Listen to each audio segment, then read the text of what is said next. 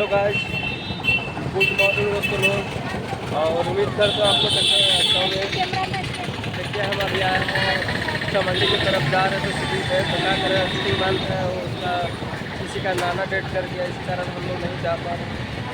तो अभी हम लोग जाएंगे चाकन।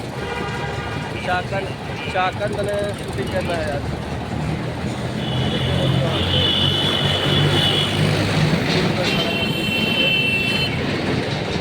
ये गाड़ी का पुल है, पुल के नीचे पर खड़ा है।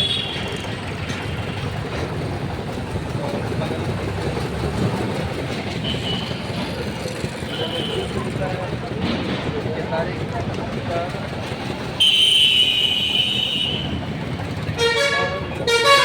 कैमरा मेरा थोड़ा ख़राब है, खराब चल रहा है कैमरा। देखिए बगल में खड़ी है और किसी बोलिए बोलिए। हेलो दोस्तों, क्या कर रहे हैं आप लोग? दोस्तों लोग सपोर्ट नहीं कर रहे हैं, अच्छा बात नहीं है। ज़्यादा से ज़्यादा बोलते हैं सपोर्ट करने के लिए, तो क्या कहते हैं कि नहीं कर रहे हैं। और कॉमेंट में नहीं बता रहे हैं कि आप लोग कहाँ से देख रहे हैं, नहीं देख रहे हैं। तो देखिए केतारी वाले भैया हैं जो दूध देखते हैं, दूध कर रहे हैं।